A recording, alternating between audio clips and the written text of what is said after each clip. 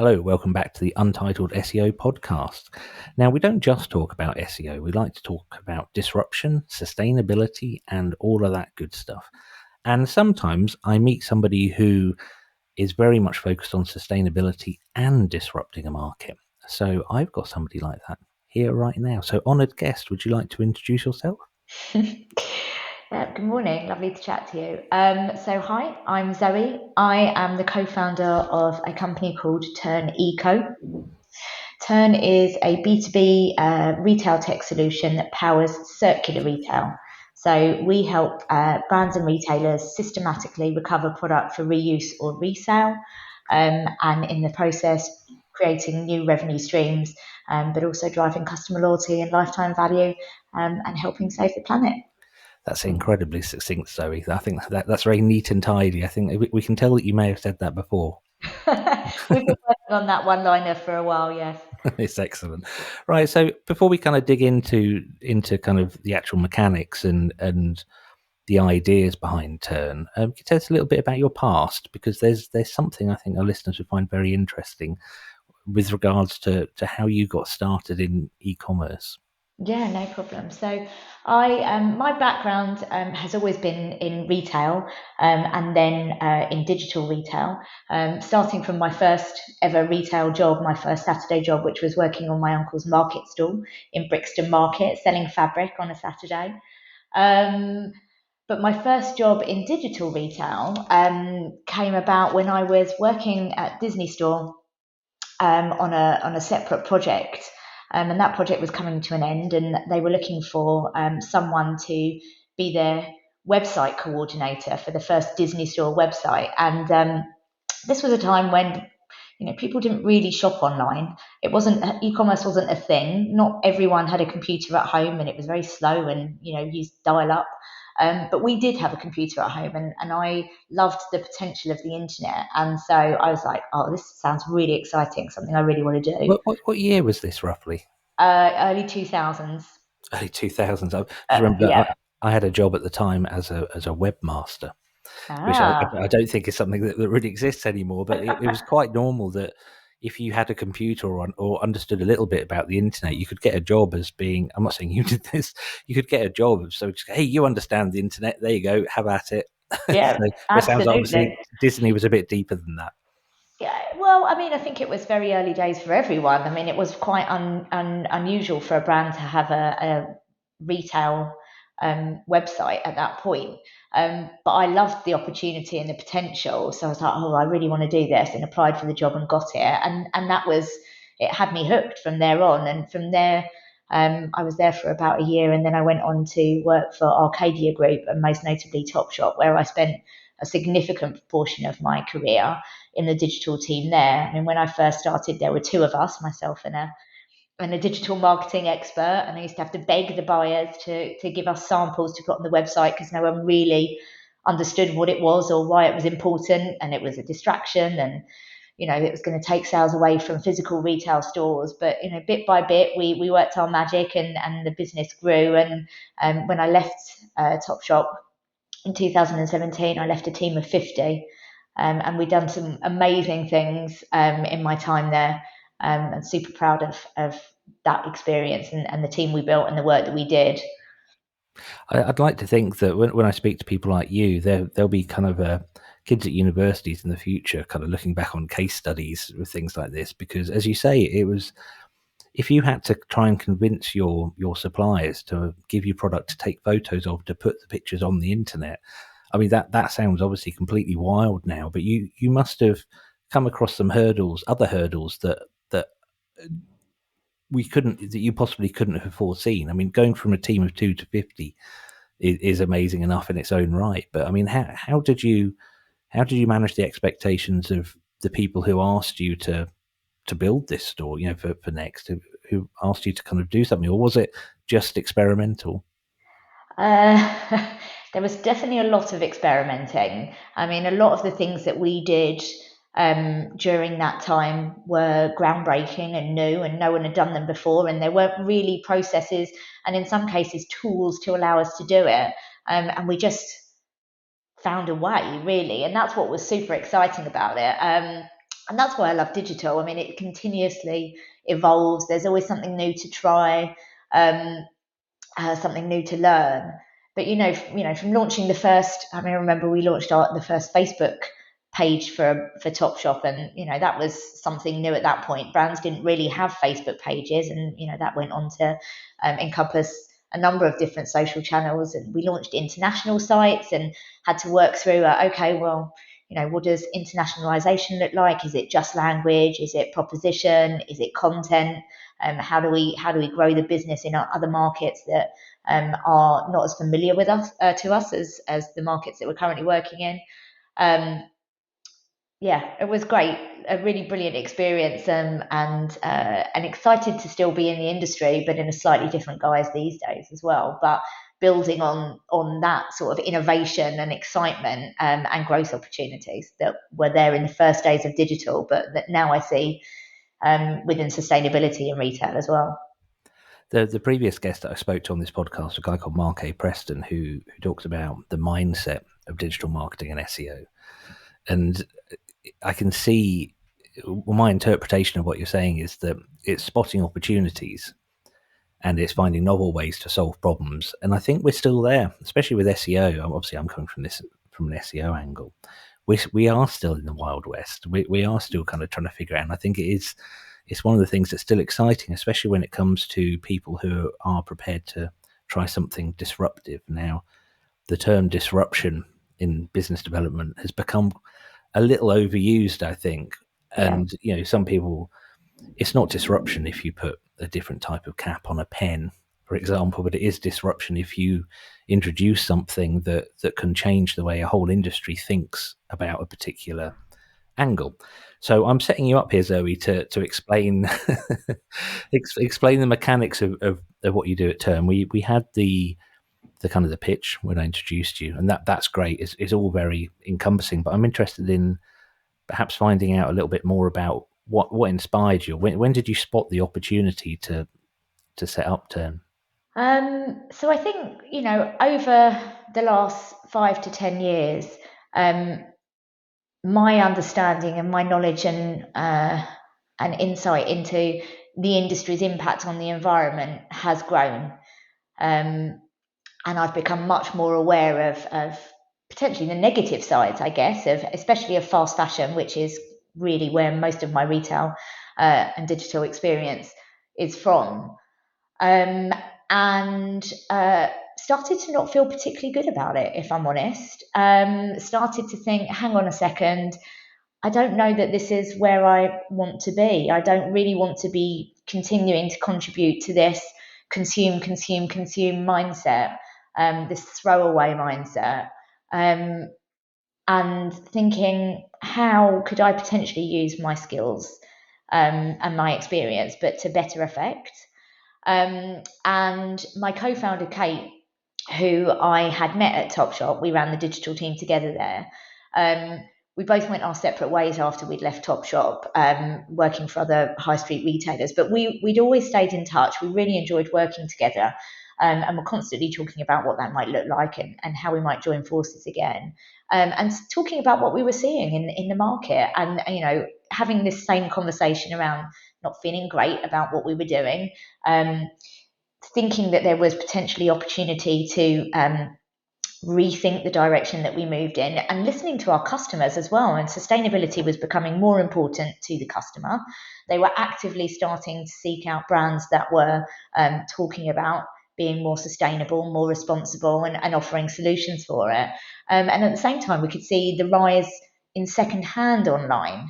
Very much like when we first started in e-commerce, and no one was doing that particularly well.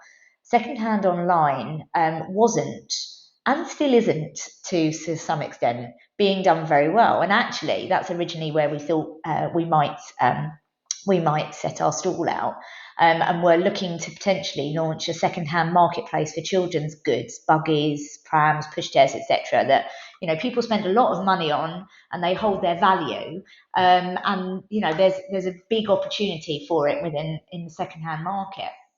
But we wanted to learn more about what was going on in the industry, and the challenges and the opportunities that sustainability and the circular economy could offer. So we actually ended up setting up our own digital consultancy at the end of 2019 to focus on sustainable retail. And through that, and through our network and through continued conversations, I think what we realised was, whilst the secondhand marketplace for children's goods was a great idea, there actually was potentially a bigger opportunity out there. And that was really around enabling brands and retailers to recognise that sustainability was a business opportunity, and build them the tools and the access to be able to embed circular programs directly into their business in a way that was frictionless, wasn't that difficult, wasn't that onerous, but that would really unlock the potential that these secondary markets can offer. Because the reality is, for many retailers at the moment, their customers are probably buying their products secondhand online already, just not from them. So recognizing that, net zero targets and sustainable practices need to be thought about, need to be embedded into business. And what does that mean for you? How do you change your business? How do you build on what you've got, but change your business model to integrate something that is better for the planet, that is better for your business, and helps move you in the direction that your customers and stakeholders want you to move in? I think that's incredibly exciting. I mean, just to break it down into my kind of simple understanding, one of the challenges with any secondhand market is that you are selling a potentially very broad range of items from many different manufacturers, and there is eBay, which is to a certain extent a tap market, a lot of it, and the way that products are listed, described, photographed, all of those things are quite separate from the norms that have become more established in primary brand e-commerce. So if I understand it correctly, what you're saying is that if you are, I don't want to mention a brand because I want to kind of keep it neutral. Okay, well, let's put it this way: if your company is called Yesio Jeans and you've sold 100,000 pairs of Yesio jeans over a year, a proportion of those jeans are going to end up in landfill, or are going to end up being a kind of a dead end in terms of sustainability, because the carbon's been used in the manufacturer, movement, shipping, and running the website. So once those jeans go in the bin, that there's no carbon pullback. There's nothing coming back. So if Yesio jeans, I'm starting to like the idea of that. If Yesio jeans selling 1 million pairs, if we could get back 100,000 pairs of jeans, in terms of listing those on an e-commerce website, we know what the products look like. We know what the range and the sizes are. We already know a lot more about our own products than we would about trying to sell other secondhand things. So, first of all, am I understanding? Is that? Yeah, so the premise of Tern and our MVP is a trade-in or buyback app that allows brands and retailers to set up their own trade-in program, so their customers can easily trade in their pre-owned items directly with the brand or retailer that they bought them from, and in exchange receive some credit to spend on a future purchase. In terms of the carbon footprint, I think that's a really interesting point of view and topic to unpick, because the vast majority of a product's carbon footprint is in its initial manufacturing and production and transportation. So extending the life of that product through reuse or resale significantly reduces that carbon impact. Now, if as a brand you are committed to becoming more circular, becoming more sustainable, doing your part to get to net zero, you need to think about how you're going to continue to grow your business. And circularity and embedding those programs directly into your business is the perfect way to do that. So if you run your own trade-in program and you allow your customers to trade in their product when they finish with it directly back with you, you're creating your own supply chain of secondhand products for reuse or resale. And as you said, you are the best positioned to know what to do with that product in the secondary market. You designed it, you made it, you sold it. You've got all of that original data. But it also offers your customers a reason to buy from you in the first place, because if I know I buy jeans from Yesio Jeans, when I'm done with them for whatever reason, maybe I don't like them, they don't fit me, maybe they've got a rip in them in a inopportune place, and I don't know how to repair them. But if I know that I can trade them back in with you when I'm done with them, that is a reason for me to buy with you in the first place. And then the credit that you give me for trading those items in is a reason for me to continue shopping with you. Now, so it's a great customer acquisition and retention tool. And not only that, it's fully traceable, it's fully trackable. You know exactly what the impact of that trading is on your business and what your customer ongoing purchase frequency and loyalty is. You can, track that and monitor it and really build your business based on that data. But the reality is that every retailer worldwide at some point in the next few years is going to have to be accountable for the full life cycle of their products. Legislation is going to force them to do that. We're seeing that in France and Germany coming to the fore at the moment. This is the way the world is going, and their customers are actively looking to buy secondhand. So wouldn't you want to own that experience? Wouldn't you want to own that relationship with the customer, that, the pricing, the quality control, the imagery, all of that? Why would you leave that to someone else? Absolutely. And it's interesting because we've seen this pressure and legislation in other industries. So the electrical industry has the unfortunately titled Yeah, which, it wasn't what, really well thought through, that one. what happened in that meeting? But you've raised something there. So you've got the opportunity in retail now to say, let's get ahead of this. Let's actually be a part of the conversation. And I'm a very optimistic person, but I quite like the idea that when the kind of pale, stale, and male committees meet to kind of form plans around the legislation for this, that organisations like Tern and bigger retailers could be a part of that, but leading from the front.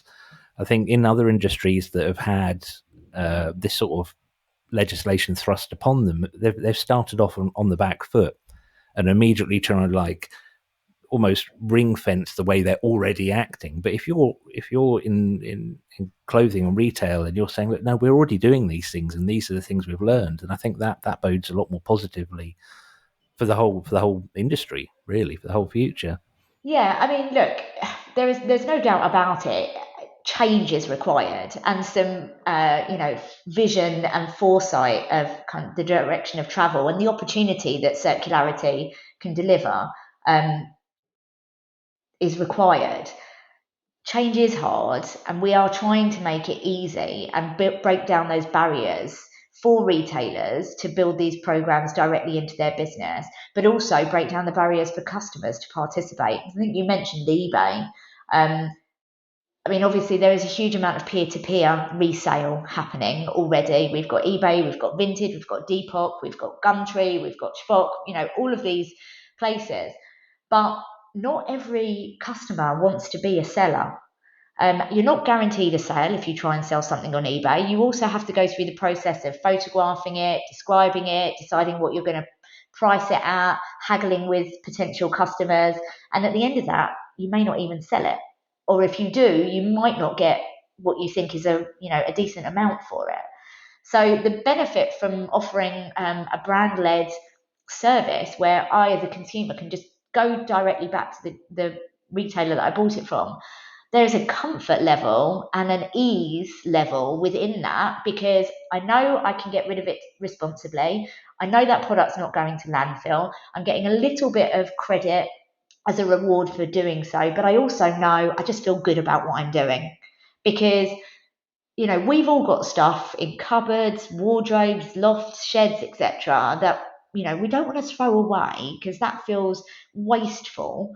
And we don't want to contribute towards landfill, we feel guilty about that. But you also don't really know what to do with it.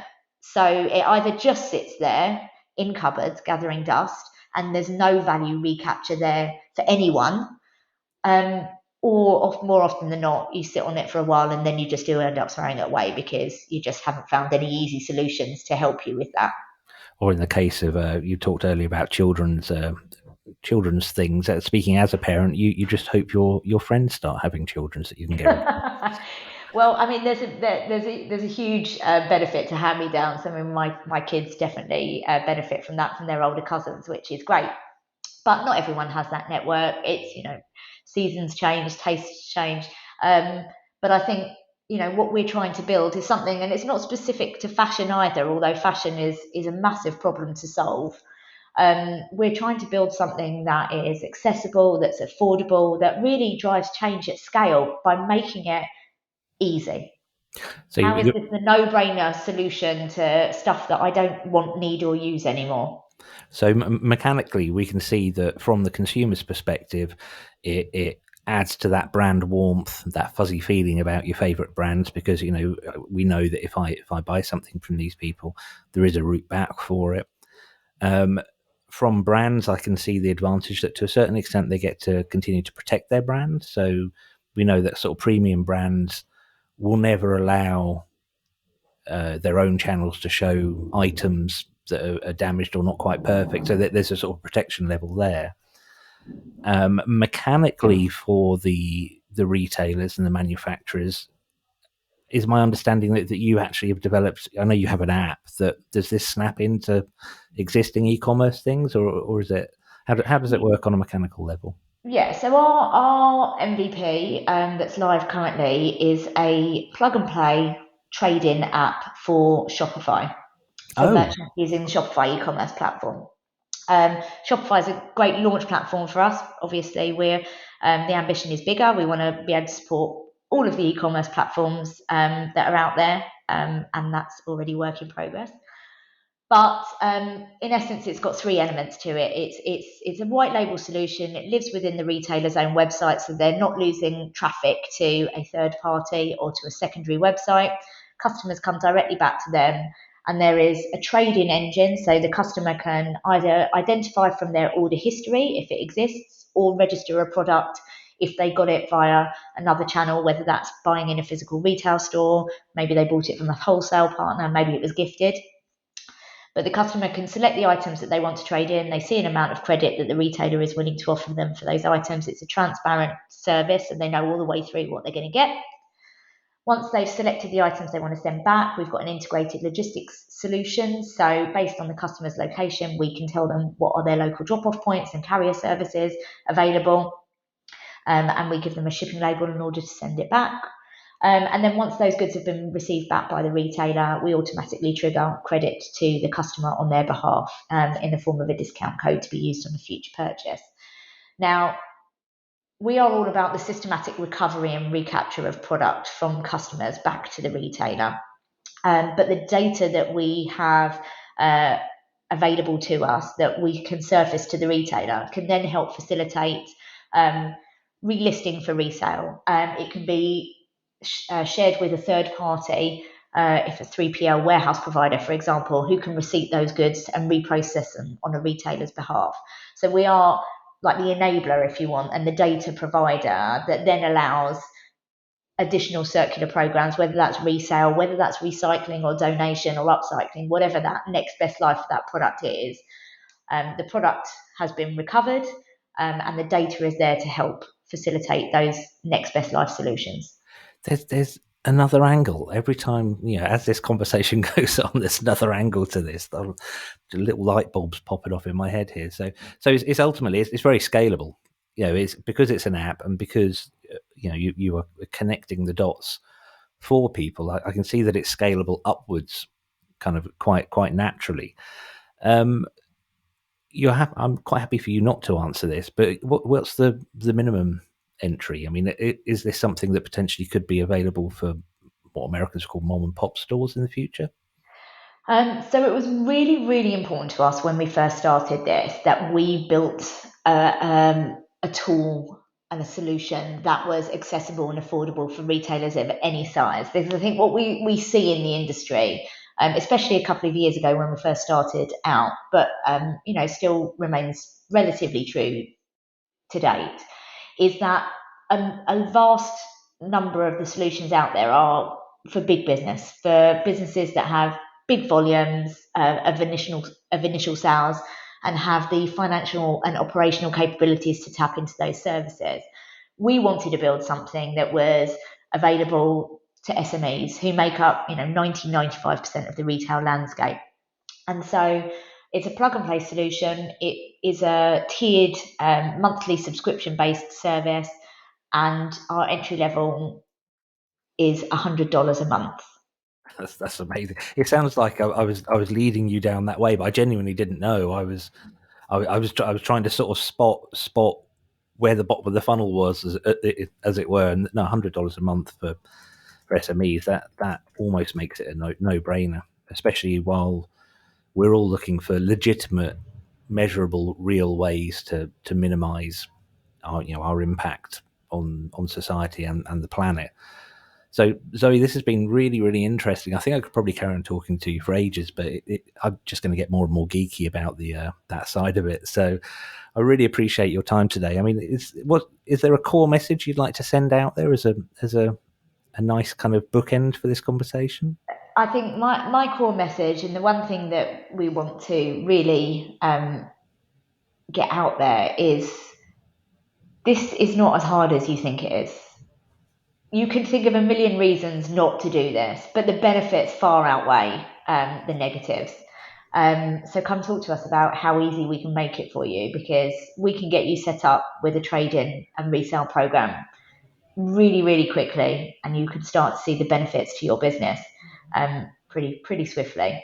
So yeah, remember that it's not as hard as you think it is. That's a fantastic end note there. Thank you ever so much for your time, Zoe. I'm going to say goodbye now. Would you like to say goodbye? Yeah, thank you for having me. I've really enjoyed our conversation.